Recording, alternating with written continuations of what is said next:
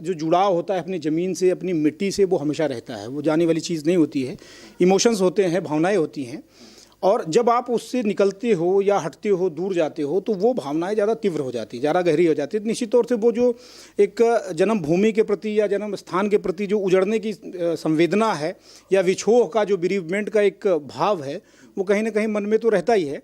लेकिन जो किताब लिखने की बात आप कर रहे हैं, तो जो वो भावना थी, मैंने उसको एक दूसरी पुस्तक में अपने व्यक्त किया। 2017 में मेरी किताब और छप चुकी है, मैं बताना चाहूँगा। वो स्पेशली मेरे गांव के ऊपर है। फत्तनपुर मेरा गांव, मेरे लोग करके वो किताब है, और वो मैंने बंटवाई थी, छपवा करके लोगों को उपलब्ध कराया था।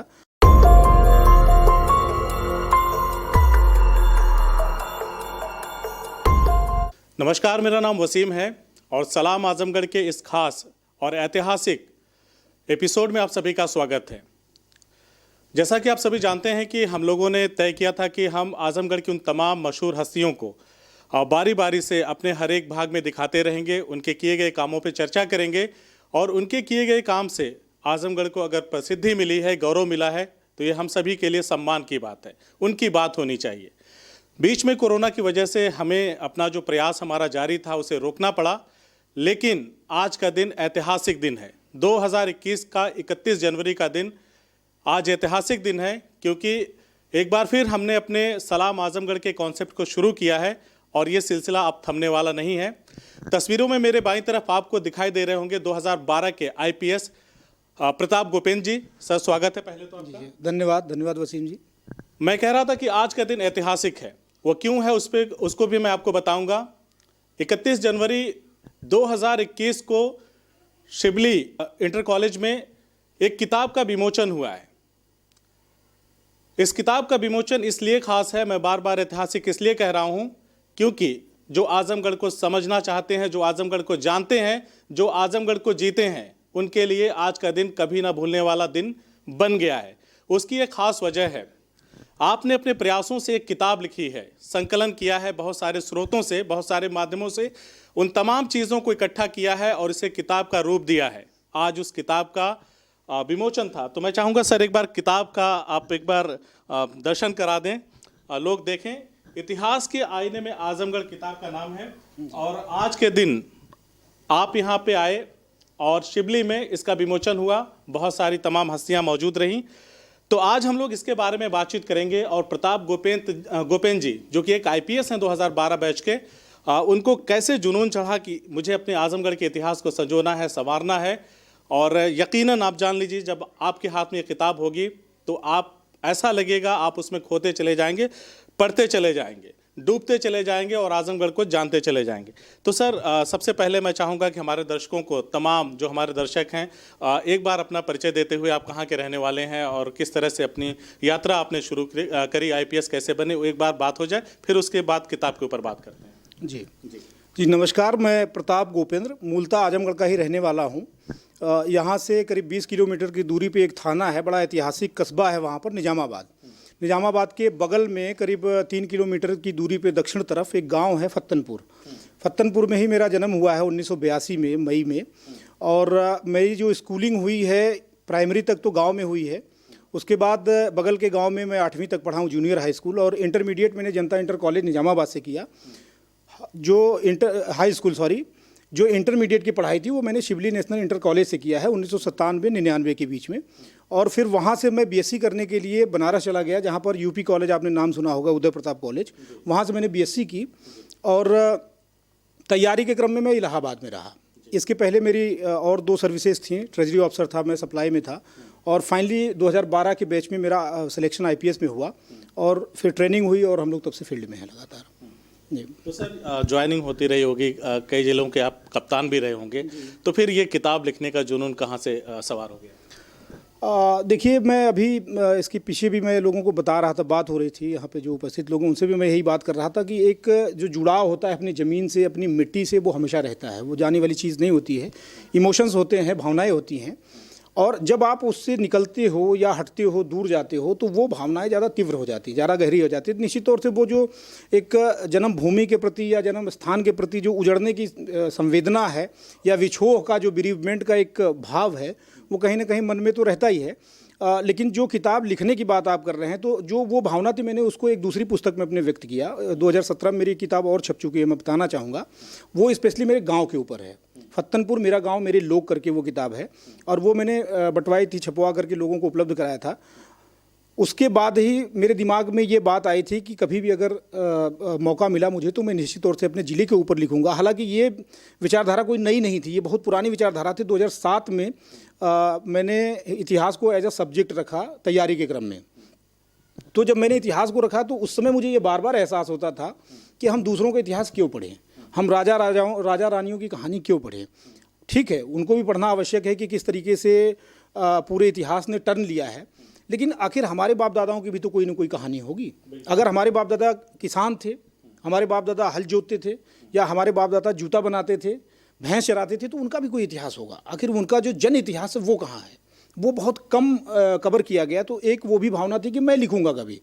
लेकिन इसकी जो शुरुआत थी वो तो बेसिकली इस बात से शुरू हुई कि हम लोगों के इंटरव्यू में चूँकि ज़िले के बारे में पूछा जाता है, और जब मैंने सर्च करना शुरू किया तो मुझे अपने ज़िले पे कोई भी पुस्तक ढंग की मिली नहीं, नदारद मिली। तो मैंने ये संकल्प किया था कि अगर मेरा सिलेक्शन हुआ तो निश्चित तौर से मैं इस दिशा में, इस विषय पे काम करूँगा, और उसी की परिणति आपके सामने है, इतिहास के आईने में आजमगढ़।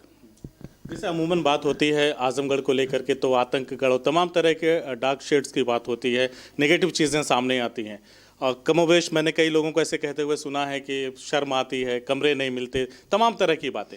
आपकी ऐसी किताब में ऐसी क्या खास बात है कि उसको पढ़ करके ये मिथक टूट सकता है या टूट जाएगा कि नहीं, आजमगढ़ तो हमारा गौरवशाली इतिहास है? देखिए, लोग कहते हैं कि किसी भी लकीर को छोटा करने का दो तरीका होता है। एक तो उस लकीर को मिटा दीजिए छोटा करने के लिए, या तो उससे बड़ी लकीर खींच दीजिए। अगर लोग निगेटिव बातें किसी स्थान के बारे में, किसी संस्थान के बारे में, किसी व्यक्तित्व के बारे में कर रहे हैं, तो उसको मिटाने का तरीका ये नहीं कि आप उनसे लड़िए, युद्ध करिए। उसको मिटाने का या उसको कम करने का तरीका ये कि आप पॉजिटिव चीज़ों को उभारिए। पॉजिटिव चीज़ें हैं, हर ज़मीन में है, हर व्यक्तित्व में है, हर जगह पे मौजूद हैं, हर संस्था में है। तो हालांकि ये उस उद्देश्य से या उस नज़रिए से लिखी गई किताब नहीं है, ये तो बहुत हम्बल सा एक प्रयास है कि जो भी चीज़ें इतिहास से संबंधित हैं, सभ्यता के उदय से लेकर के आज़ादी तक की, उनको प्रमाणिक तौर से, संदर्भों के साथ और विश्वसनीय तरीके से उसको सबके सामने प्रस्तुत किया जाए, एक विमर्श पैदा किया जाए लोगों के सामने। हो सकता है कि कुछ लोग किसी एक तथ्य से या किसी एक तर्क से सहमत ना हो। हालांकि इस किताब को हमने किसी वाद में नहीं बंधने दिया है और किसी तरीके की व्यक्तिगत चीज़ों में नहीं उलझने दिया है। पूरी तरीके से तटस्थ और निष्पक्ष रहते हुए हमने जो भी हमको ऐतिहासिक तथ्य और तत्व मिले हैं उसको हमने पूरी ईमानदारी के सामने पेश किया है। अब ये पाठकों के ऊपर निर्भर करेगा कि उसका इस्तेमाल वो किस तरीके से करते हैं। कहाँ पे उपलब्ध मिलेगी ये किताब ताकि लोग आसानी से पढ़ सकें और अपने इतिहास को जान सकें? जी देखिए, अभी तो फिलहाल जैसे पुस्तक मेला यहाँ पर चल रहा है तो यहाँ उपलब्ध है वो दो संस्थानों में, प्रकाशन संस्थान में और किताब घर में 3 दिन तक मेला भी है। इसके बाद मऊ में मेला लगना है 1 सप्ताह का, तो वहाँ भी ये पुस्तक रहेगी। इसके अतिरिक्त amazon.in पे भी ये पुस्तक उपलब्ध है और यूनिवर्सल बुक सेलर करके लखनऊ में उनकी भी वेबसाइट है, उस वेबसाइट पे भी लोग खरीद सकते हैं। और अभी हमने 1-2 किताब वालों से बात किया यहाँ पर, उस पर भी हम लोग उपलब्ध करा देंगे, तो पुस्तक मिलने में कोई दिक्कत नहीं होगी। और व्यक्तिगत रूप से भी अगर कोई चाहेगा तो हम लोग उपलब्ध कराते रहेंगे उसको। सर, एक बहुत ही ज़रूरी सवाल है कि इस किताब को लिखने में कितना वक्त लगा, और एक आईपीएस का जीवन बहुत ही व्यस्त जीवन होता है, व्यस्ततम, तो समय कहाँ से निकालते थे आप, कैसे आपके स्रोत क्या होते थे, किस तरह से आप चीज़ों को संकलित करते थे? ये बहुत अच्छा सवाल है आपका। देखिए, मेरा मानना तो ये है कि व्यस्ततम में था या मेरी सर्विस व्यस्ततम है, इसीलिए मैं इसको लिख पाया। ये मेरी हॉबी है, मेरा पैशन है, मेरा दर्शन है। तो मैंने इसको कभी काम की तरह, बोझ की तरह नहीं लिया कि मैं कोई काम कर रहा हूँ। मैंने इसको एंजॉय किया। ये मेरे लिए एक स्ट्रेस बस्टर था। जब मैं तनाव में होता था, मुश्किलों में होता था, मुझे परेशानी से महसूस होती थी, मैं निराश होता था, तो मैं लिखता था। ये शुरू से मेरी आदत रही, पूर्वजों का संस्कार रहा, घर वालों का संस्कार रहा। रही बात इस पुस्तक के लेखन की, तो लेखन कार्य तो कुल 16 महीने इसका चला है।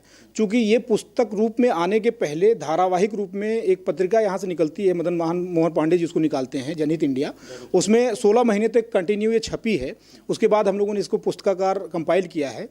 तो लिखने का कार्य तो खैर बहुत ज़्यादा टाइम टेकिंग नहीं था, लेकिन इसका जो मटेरियल है, जो कंटेंट है, उसके संग्रह का कार्य बहुत लंबे समय तक चला, करीब 10 साल में मानूंगा। ये 2007 से शुरू हुआ था और 2017-18 तक ये काम चलता रहा थोड़ा थोड़ा करके। ये बिल्कुल छोटे छोटे तथ्यों को और जो दुर्लभ हो चुकी पांडुलिपियाँ हैं जो यहाँ से बाहर हैं, ऑस्ट्रेलिया में, एडिनबरा यूनिवर्सिटी में, या फिर जो पाली के ग्रंथ हैं बहुत रेयर हो चुके हैं, बहुत रेयर मैन्युस्क्रिप्ट्स हैं, पांडुलिपियाँ जो लोगों के घरों में संरक्षित है, लोगों के प्राइवेट लाइब्रेरियों में हैं, लोगों से आग्रह करके साधन संपर्कों का इस्तेमाल करके हम लोगों ने उसको इकट्ठा किया और फिर उनका अध्ययन मनन करते हुए, विश्लेषण करते हुए पूरी तरीके से इस किताब का प्रणयन किया गया है। तो मन में आता है कि अगर आईपीएस ना होता तो शायद इन चीज़ों को संकलित करने में विदेशों से काफ़ी मशक्कत करनी पड़ती। इसका कुछ फ़ायदा मिला?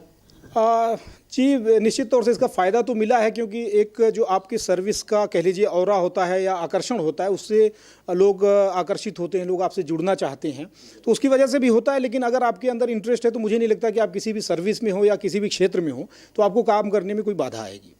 सर, आप इस ज़िले से हैं, आपने किताब लिखा, बहुत सारे स्रोतों का आपने इस्तेमाल किया होगा, लोगों का सहयोग मिला होगा, तो किस तरह से उन लोगों को धन्यवाद ज्ञापित करेंगे और युवाओं के लिए क्या संदेश होगा? जी, पहले तो मैंने जो इस पुस्तक का शुरुआती प्रस्तावना वाला पार्ट है उसमें मैंने जितने भी लोगों ने सहयोग दिया है उन लोगों का मैंने हृदय से आभार उसमें प्रकट किया है। मैं एक बार पुनः उन सभी लोगों का, जितने लोग भी ज्ञात रूप में, अज्ञात रूप में, प्रकट रूप में, प्रच्छन्न रूप में जिन्होंने भी मेरा सहयोग किया है, मैं हृदय से उनका आभारी हूँ कि उन्होंने मेरा सहयोग नहीं किया है। बेसिकली उन्होंने इस जनपद का सहयोग किया है, इस समाज का सहयोग किया है, हिंदी भाषा का सहयोग किया है। और रही बात जो आपने कहा संदेश देने की, तो मैं युवाओं से या फिर जितने भी लोग हैं सबसे यही विनती करूंगा, अनुरोध करूंगा, आग्रह करूंगा कि किताबें हमेशा लाइफ चेंजिंग होती हैं।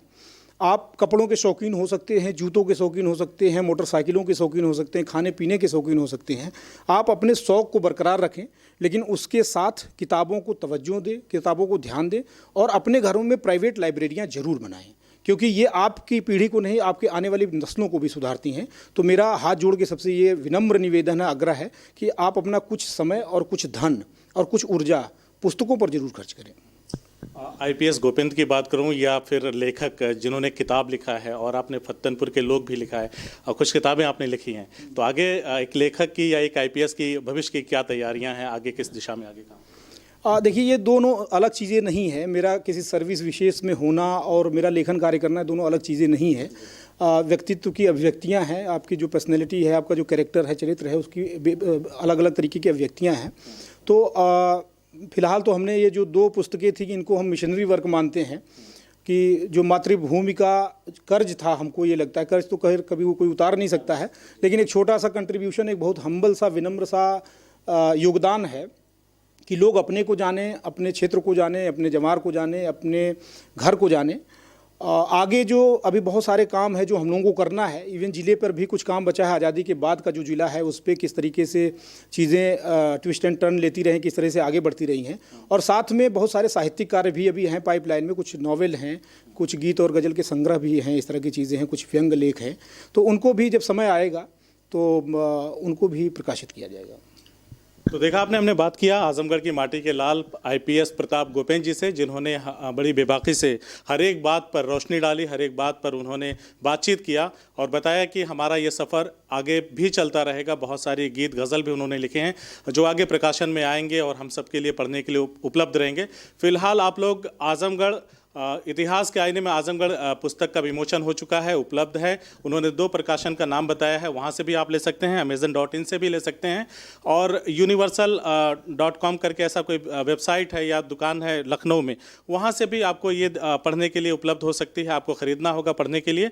और अगर मुझे लगता है कि आजमगढ़ का इतिहास इतना समृद्ध इतिहास, इतना गौरवशाली है कि हर कोई जानना चाहता है अपने इतिहास के बारे में, तो बस देर ना करते हुए बस उस किताब को हमें अपने हाथों में लेना है और अपने समृद्ध इतिहास में डूब जाना है। हमसे बातचीत करने के लिए सर बहुत बहुत शुक्रिया। धन्यवाद वसीम जी। सलाम आजमगढ़। CIB इंडिया न्यूज की सभी खबरों को देखने के लिए लाल रंग की बटन को दबाकर चैनल को सब्सक्राइब जरूर करें, घंटी जरूर दबाएं ताकि हमारी सभी खबरों के नोटिफिकेशंस आप तक पहुंचते रहें।